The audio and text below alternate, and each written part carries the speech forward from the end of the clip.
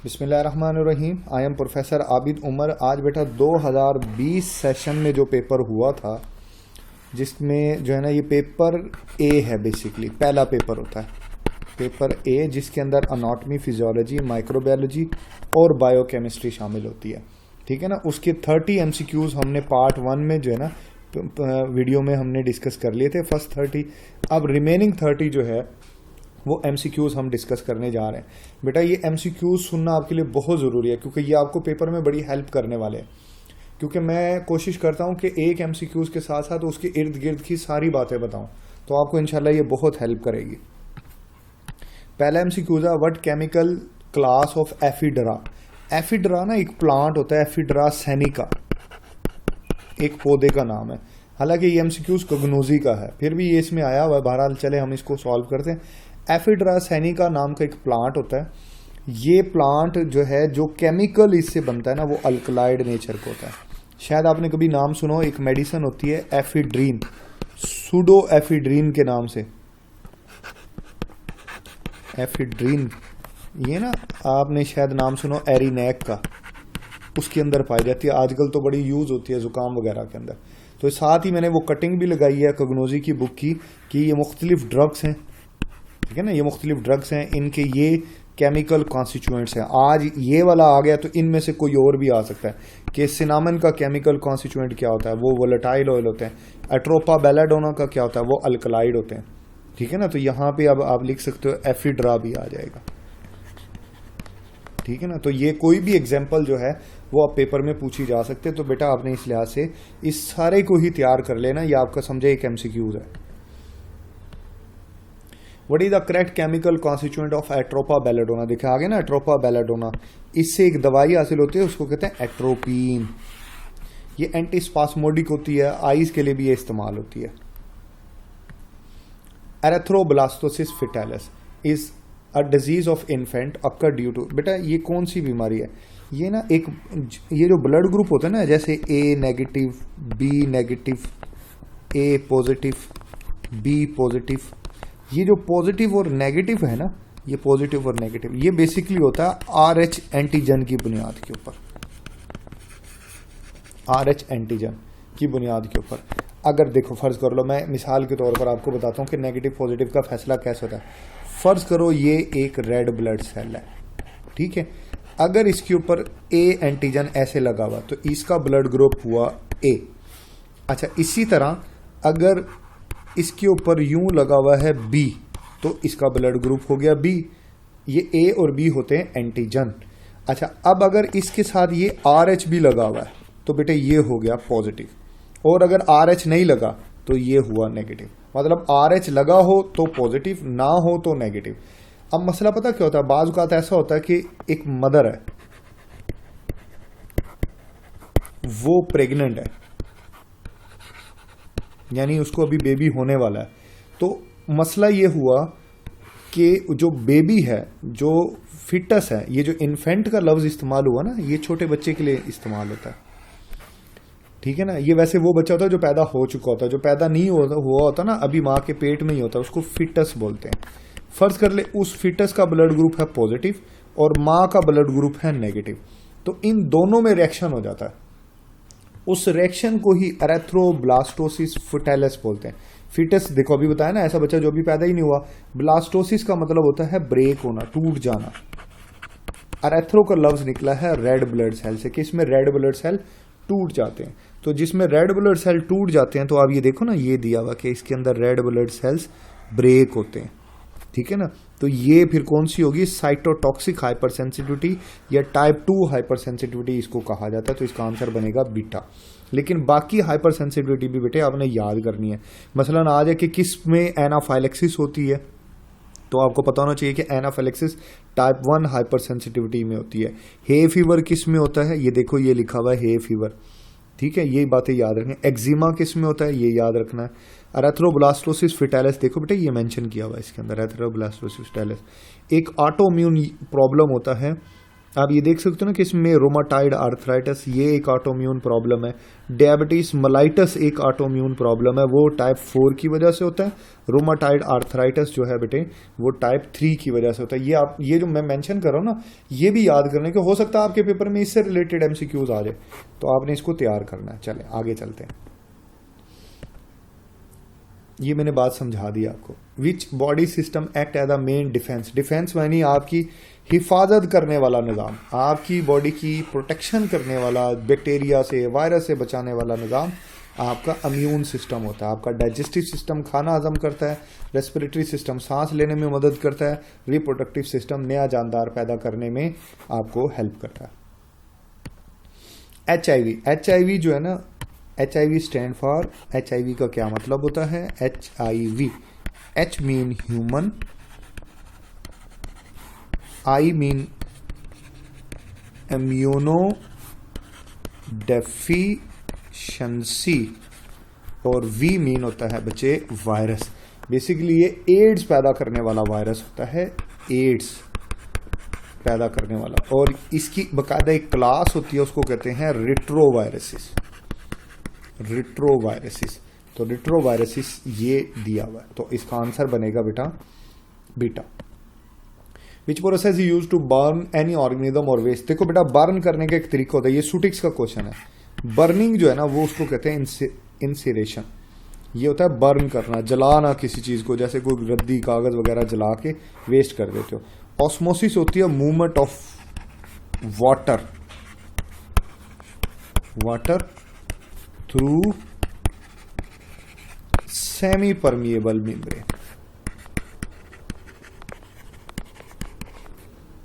यानी cell membrane के through पानी का मूव करना या सॉल्वेंट का मूव करना। वॉश फिल्ट्रेशन होती है फिल्टर करना, कि आप ऐसे एक फिल्टर रखते हो, ऐसे एक फनल है, इसमें ऐसे आपने एक फिल्टर रखा होता है और एक लिक्विड जो है ना वो इसमें से आप गुजारते हो, तो क्या होता है कि कुछ हिस्सा यहाँ आ जाता है, यहाँ कुछ यहाँ रह जाता है। तो ये आपने सॉलिड को लिक्विड से नॉर्मली इसका सोलेबल और इनसोलेबल चीज़ों को अलग करने के लिए फिल्ट्रेशन का सहारा लिया जाता है।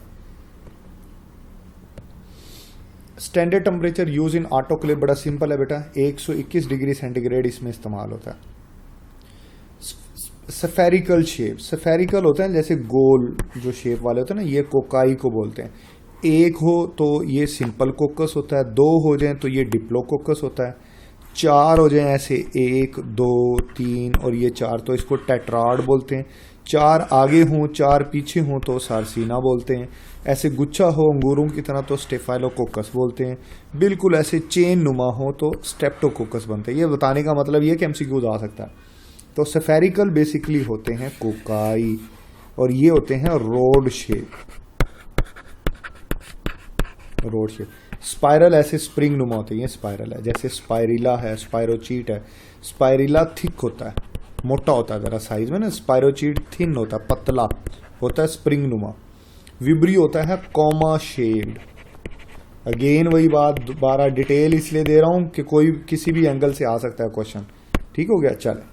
सूडोबैसिलाई भी होते हैं जो मिक्सअप होते हैं। पैलिसेड होते हैं ऐसे सीधी सीधी लेयर वाले। Enzyme which cause curdling of milk, दूध का फटना, मैदे में जब दूध जाता है ना तो फट जाता है, इसको रेनिन करता है ये काम। इसके बगैर दूध जो है ना वो डाइजेस्ट नहीं होगा। डाइजेशन में इसको डाइजेस्ट नहीं करता, डाइजेशन में हेल्प करता है। पहले कर्डलिंग करेगा फिर ये डाइजेस्ट करेगा। डाइजेस्ट इसको पेप्सिन ही करता है, लेकिन उससे पहले इसको इनएक्टिव कर्डलिंग करेगा रेनिन। ठीक है, तो ये रेनिन करता है। आंसर बनेगा ये रेनिन आपके मैदे से पैदा होता है। The microscopic study of tissue बड़ा सिंपल है, हिस्टोलॉजी बोलते हैं उसको। The part of the body which is present in front और नियर द एब्डोमेन। देखो बेटे आपको साइड्स के हवाले से बहुत पता होना चाहिए। मेरा जो 2022 वाला जो पेपर मैंने डिस्कस किया ना उसमें बहुत ज्यादा क्वेश्चन थे इस हिस्से से। मतलब आप ये देखो इस हिस्से से कंफर्म पक्के 2-3 सवाल तो आते ही आते हैं, और 2022 वाले पेपर के अंदर तो बहुत ज्यादा सवाल आ गए थे। तो इसलिए ये वाला हिस्सा आपके लिए समझना बेटे बहुत जरूरी है। देखो बॉडी का जो फ्रंट साइड होता है ना, फ्रंट साइड होता है जहां उसका पेट होता है, जहां उसका सीना होता है, ये सारा हिस्सा कहलाता है वेंट्रल साइड। और जो कमर वाला हिस्सा होता है ना, वो हिस्सा कहलाता है डोर्सल साइड। सीने वाला, चेस्ट वाला, सामने वाला हिस्सा वेंट्रल, कमर वाला हिस्सा डोर्सल कहलाता है। ठीक है, ये याद रखना है। तो इसने पेट की तरफ वाले की बात की है तो आ जाएगा ये। इंफीरियर होता है नीचे वाला, सुपीरियर होता है ऊपर, जैसे सर की तरफ वाला, ऊपर वाला। डोर्सल मैंने बोल दिया कि ये बैक साइड को बोलते हैं। आप ये देख सकते हो ना, ये यूं लिख सकते हो, ये सुपीरियर है, ये इंफीरियर है। प्रोक्सिमल और डिस्टल क्या बला होती है? देखो, कोई जो ये बाजू यहां से जुड़ा हुआ है, यहां से फ्री है। ठीक है, तो जहां से ये जुड़ा हुआ है ये प्रोक्सिमल है, और जहां से ये जो है ये फ्री है ये डिस्टल है।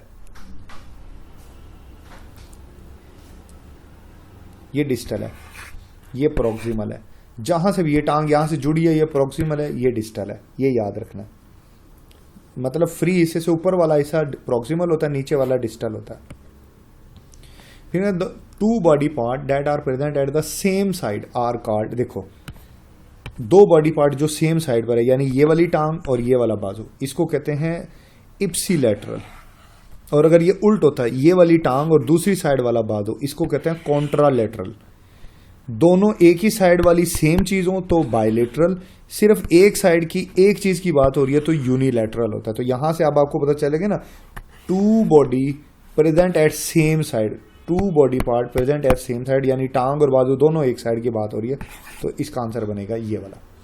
ऑपोजिट साइड वाले में कॉन्ट्रालेटरल, और ये आ जाएगा। और मीडियल बोलते हैं दरमियान को। आप ये देख सकते हो ना, प्रोक्सिमल डिस्टल में पहले ही समझा चुका हूं। सर वाले हिस्से को क्रेनियल, और जो पेल्विक पार्ट होता है ना, दुम वाला हिस्सा, उसको कार्डुअल पार्ट बोला जाता है। साइडों को बोला जाता है लेटरल। ये ना साइडें, ये वाली साइड, ये वाली साइड, ये लेटरल कहलाती है। ठीक है ना, जैसे अगर मैं बीच में कर दूं तो ये मीडियन लेटरल हो जाएगा, बिल्कुल। और अगर ये वाली साइड कर दूं तो इंफीरियर लेटरल, यानी नीचे और थोड़ा साइड पर। इसका मतलब होता है नीचे, इसका मतलब होता है एक साइड पर। बेंडिंग मूवमेंट, देखो बाजू अगर बेंट हो रहा है तो इसको फ्लेक्शन बोलते हैं, और अगर बाजू अगर सीधा तो इसको एक्सटेंशन बोलते हैं। और अगर बाजू जो है बेटा वो आपकी बॉडी से दूर है तो इसको अबडक्शन बोलते हैं, बॉडी के क्लोज हैं तो इसको अडक्शन बोलते हैं। ठीक है, तो ये बातें आपने याद रखनी है। ये मुजफ्फरगढ़ में भी हमारा कैंपस है, मुल्तान में भी कैंपस है, दोनों रजिस्टर्ड हैं। अगर आपको किसी को बच्चे को ऑनलाइन क्लास के लिए दाखिला लेना हो या किसी ने अपना दाखिला भिजवाना हो तो यहाँ से भिजवा सकते हैं। एंडोप्लाज्मिक रेटिकुलम, देखो एंडोप्लाज्मिक रेटिकुलम होते हैं दो तरह के। एक वो होते हैं जो डायरेक्टली न्यूक्लियस के साथ अटैच होते हैं, एक वो होते हैं जो डायरेक्टली अटैच नहीं होते, एक वो होते हैं जिनके ऊपर राइबोसोम लगे होते हैं। वो एंडोप्लाज्मिक रेटिकुलम जिनके ऊपर राइबोसोम लगे होते हैं वो रफ होते हैं, उनको कहते हैं रफ एंडोप्लाज्मिक रेटिकुलम। और जिनके ऊपर राइबोसोम नहीं होते, यहाँ राइबोसोम एब्सेंट होते हैं। जहां राइबोसोम एब्सेंट होंगे उसको बोला जाता है स्मूथ एंडोप्लाज्मिक रेटिकुलम। यहां तो क्योंकि राइबोसोम से रिलेटेड सवाल है कि वो बताओ जो राइबोसोम के साथ अटैच होता है, तो आपका जवाब बना beta. All of the following substance move in और आउट ऑफ द सेल। देखो बेटा, एक्सेप्ट, हर चीज मूव कर सकती है, न्यूट्रिएंट मूव कर सकता है, गैस भी सेल से बाहर जाती है, वेस्ट भी जाते हैं, ब्लड सेल से बाहर नहीं जाता। ब्लड खुद एक ब्लड सेल, आरबीसी की बात करो तो खुद एक सेल है। ऑन माइक्रोस्कोपिक एग्जामिनेशन, आप मैक्रोस्कोपिक करो ना तो फिर तो हड्डी के दो ही हिस्से हैं, एक होती है स्पॉन्जी बोन और एक होती है कॉम्पैक्ट बोन, तो फिर इसका आंसर ये आ जाएगा। वरना हड्डी का ऊपर वाला हिस्सा, ये वाला हिस्सा कहलाता है एपिफाइसिस, बीच वाला हिस्सा कहलाता है डायाफाइसिस, फिर यही वाला हिस्सा कहलाता है एपिफाइसिस। डायाफाइसिस में सिर्फ कॉम्पैक्ट बोन होती है, कॉम्पैक्ट बोन सख्त वाली बाहर की हड्डी, और इसमें कॉम्पैक्ट भी होती है एपिफाइसिस में, और स्पॉन्जी भी होती है, स्पॉन्जी बोन भी होती है। यहां पर सिर्फ येलो बोन मैरो होती है, येलो बोन मैरो। ये वही होती है ना जो नली आप निकाल के खाते हो, ये वो वाली है बोन मैरो। और ये कॉम्पैक्ट बोन, स्पॉन्जी बोन में आपको रेड बोन मैरो मिलेगी जो खून बनाने का काम करती है। चले आगे चलते हैं। The weight of the human heart, वैसे तो भाई ह्यूमन का में फीमेल का जो दिल होता है वो थोड़ा सा छोटा होता है, 230 से 280 ग्राम का होता है फीमेल में। मेल में 280 से 340 होता है, पर ये तो कोई वैल्यू मैच नहीं कर रही। तो बहरहाल वहाँ पे की में ये लगा हुआ है, तो ये फीमेल का होगा, ये मेल का होगा, यहाँ उल्ट कर दिया इसने, ये देख लीजिएगा। बहरहाल एक्चुअल मैंने आपको बता दिया जो आपने याद रखना है। All of the following are monosaccharide. देखो बेटे, मैनोस मोनोसेक्राइड है, ग्लूकोज मोनोसेक्राइड है, राइबोस मोनोसेक्राइड है, माल्टोज एक डाइसेक्राइड है। ठीक है ना, तो उसने तो एक्सेप्ट लिखा है, तो यही जवाब आएगा। द वर्ड लिपिड, लिपिड का मतलब सिंपल है, लिपिड का मतलब फैट है, बड़ी इजी बात है।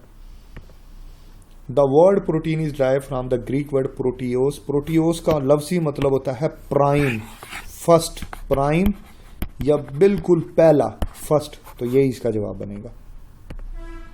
न्यूक्लिक एसिड वर डेमोन्स्ट्रेटेड बाय, बेटा एक साइंटिस्ट था, उसका नाम था फ्रेडरिक मिक्सचर। इसने ह्यूमन स्पर्म में सबसे पहले न्यूक्लिक एसिड देखा था। न्यूक्लिक एसिड यही होता है, डीएनए, आरएनए।